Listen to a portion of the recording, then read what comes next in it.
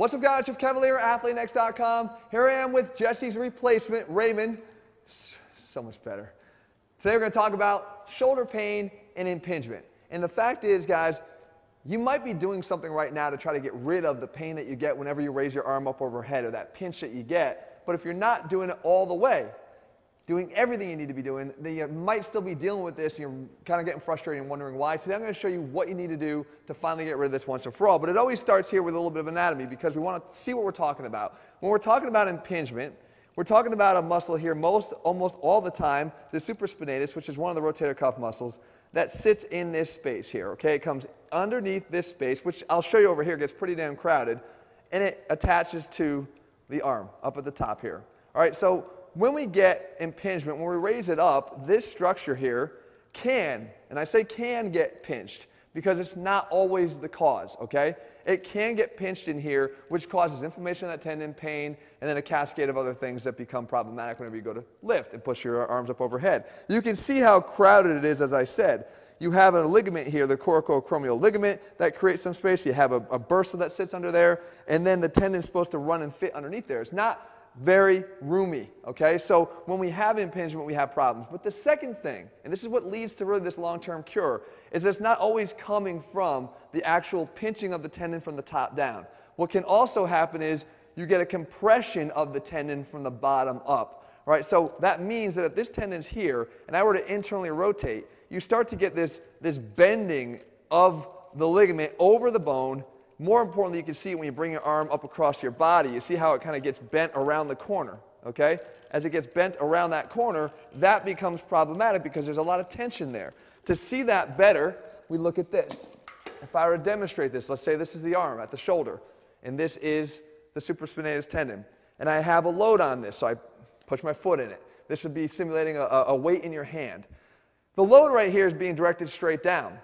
But as I go and I bring the arm across the chest, right, or I go into internal rotation, or I do both of them, look what happens as I start to wind this up. As I start to wind that up and across my body, you can see all the compression now that's underneath this band at this point. That's impacting this tendon from the bottom up, causing inflammation, causing breakdown, causing tears. These are the problems. So if you're not just addressing creating more room, you got to be able to address getting your body more accommodated to this stress, because this is going to happen. Your arms are going to go across your body. They're going to do it whenever you work out. They're going to do it in a way that, especially even chest work, is going to go and become a component of adduction that we talk about all the time. That's a good thing. But you have to be used to that, or it causes this inflammation down the road. So what do? So we have a couple things. Number one, if you took a band here and you wanted to work on improving your external rotation strength, which is critical, and I build it into all my programs because I believe it's that important to do. All of us need to be doing work for our rotator cuff strength, right? So if I were to go and take this band and anchor it, your progression would be the following. You would want to make sure that you started with something very easy, which is an isometric contraction. So I just hold this, right? Just step out just a little bit and hold it. I'm firing up the rotator cuff. That tendon, right, the supraspinatus tendon, is working to try to stabilize this position. And I go for sets of 10 seconds, 5 seconds, 10 seconds, right? And I work on this about 3 or 4 times a week, maybe 3 to 5 sets. As you're able to handle that, which you probably will pretty quickly because that's not a really high stress, then I would start to try to get into the concentric of it. So now I take my hand across the body and I do these external rotation exercises. You've probably seen them before. You've certainly seen them if you've been watching our channel. This is concentrically now shortening that tendon, that supraspinatus muscle, and we're working on the rotator cuff strength. Now realize, as I improve my rotator cuff strength, I'm going to be able to have that shoulder sit in a more externally rotated position. When your shoulder is more externally rotated, just in standing all the time, you have more freedom to move your arm up overhead. The reason for that is the following, because this bony structure that tendon attaches to, when we're in internal rotation and I raise it up, it actually gets stopped. There's a bony block. And I've shown you guys how to do that before. Literally turn your arm in like this and then raise it up over your head. It's only going to get so far. Turn your arm into external rotation, it's going to go much further because you're clearing this bony bump from, instead of banging into the top here, you turn it out. Now it can go all the way up and the arm can come way up over your body. So that is in and of itself going to help to create more room, but that's not why we're really doing this. Why we're doing it is because we have to get accommodated to that overload, that tension and compression that's happening that I talked about on that bar. So from there, now we're like, all right, let's start getting it into that internally rotated position under load, under eccentric stress, okay? So what we do is, now we take it here, we take a little bit of a step. So now it wants to pull me back here. Eccentrically, I have to control that, all right? And I come back, and now this is the level that I'm working at. And I still do this in my 3 to 5 sets 3 times a week. Then I say, all right, let's get that heavier eccentric load. Let's go a little bit further than that. Because ideally, we want to introduce heavy, even dynamic loads eccentrically to be able to accommodate those tendons to the stress. So now I take a bigger step, and I let it kind of go here slowly. And I take a bigger step. Again, not allowing it to simply whip me into internal rotation. I'm controlling it into internal rotation.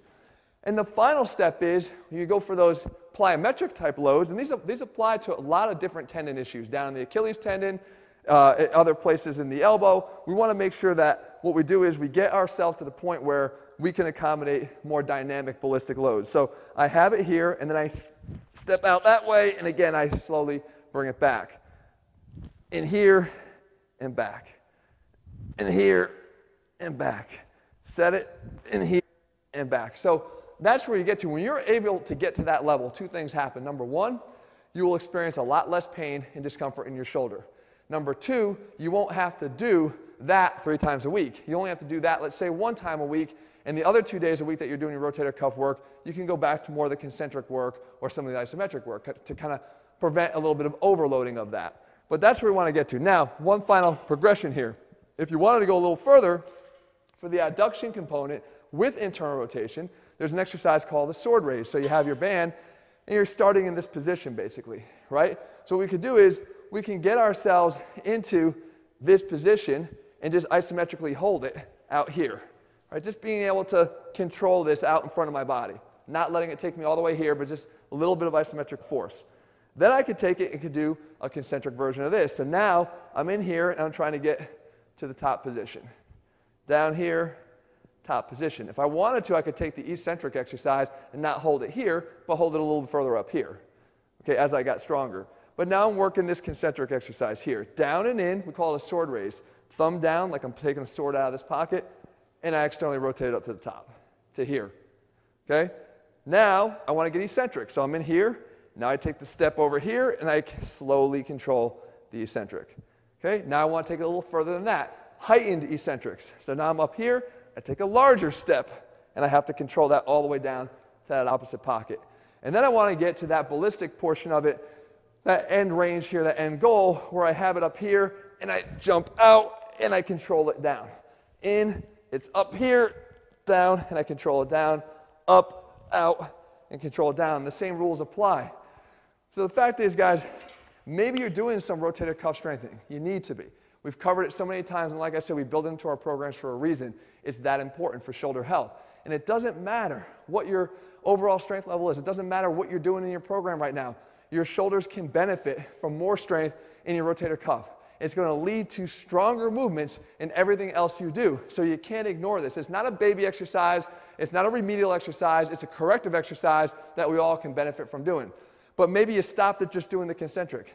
Try to add these other components in, especially if you got pain. Start at the bottom, work your way up, and I promise you, ultimately, the pain that you've been dealing with here, whether it's being stressed from the top down or from the bottom up, the repositioning of the arm and the shoulder joint and the relief of some of that tension underneath, or the accommodation to that compression tension, is something that's going to help you in the long run. If you guys are looking for programs, where I said we build these into all the things we do because it matters, you can find them over at ATHLEAN-X.com. In the meantime, if you found the video helpful, leave your comments and thumbs up below. Let me know what I'm going to cover. I'll do my best to do that for you. And if you haven't already done so, guys, make sure you click subscribe and turn on your notifications so you never miss a new video when we put one out. Jesse, you only wish, buddy. You only wish.